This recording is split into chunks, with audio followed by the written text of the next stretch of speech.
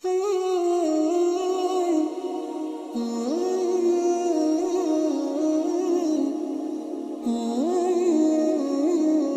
موسیٰ علیہ السلام کی بعثت مصر ہی میں ہوئی جب فرعون غرق ہو گیا اور اللہ پاک نے کتاب عطا کر دی، تورات مل گئی، پھر ان سے یہ کہا گیا کہ اب تم بیت المقدس کو آزاد کراؤ، قوم عمالقہ وہاں قابض ہو چکی ہے اور تمہیں وہاں جانا پڑے گا۔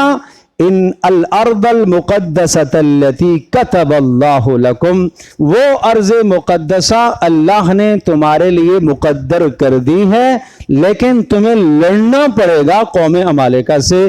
طے شدہ بات ہے کہ اللہ یہ تمہیں عطا کرے گا۔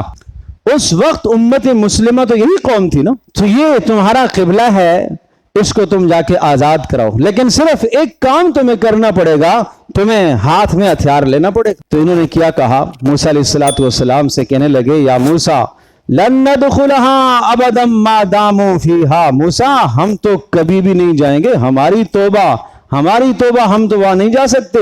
یا قوم ادخلوا الارض المقدسۃ التي كتب اللہ لکم، اللہ نے لکھ دیا تمہیں جانا پڑے گا۔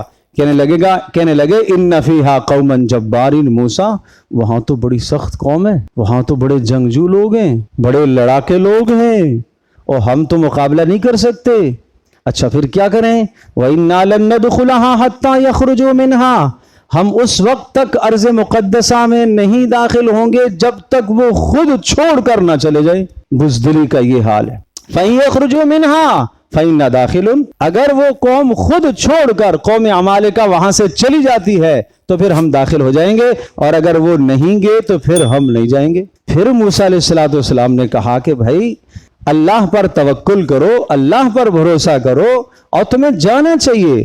پھر کہنے لگے انا لن ندخلها ابدا ما داموا فیہا، اے موسیٰ کبھی نہیں ہو سکتا جب تک وہ قوم عمالقہ وہاں موجود ہے، ہم نہیں جائیں گے، ہم ان سے نہیں لڑ سکتے۔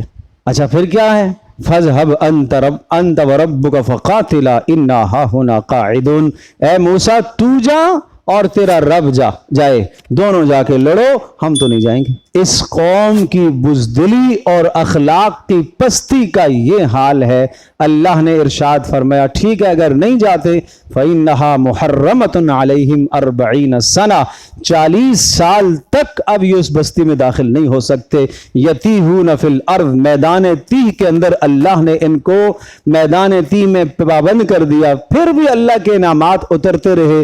میدان تیہ میں من و سلوہ، آسمانی غذائیں ان کے لیے اتری۔ وَظَلَّلْنَا عَلَيْهِمُ الْغَمَامِ، اور اللہ پاک نے سائے کے لیے بادل لایا ہے، اس بادل کے نیچے سائے میں بیٹھتے، اور اللہ پاک نے اتنے احسانات کیے لیکن ان ظالموں نے وہ بات نہ مانی۔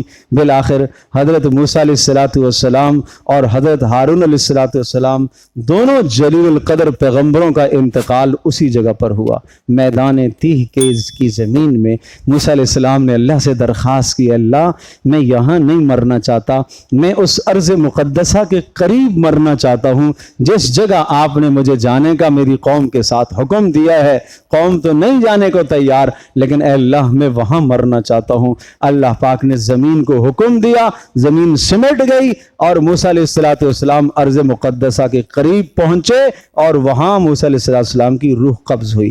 پیارے پیغمبر صلی اللہ علیہ وسلم نے ارشاد فرمایا تھا، میں وہاں ہوتا تو میں تمہیں وہ ٹیلہ دکھاتا۔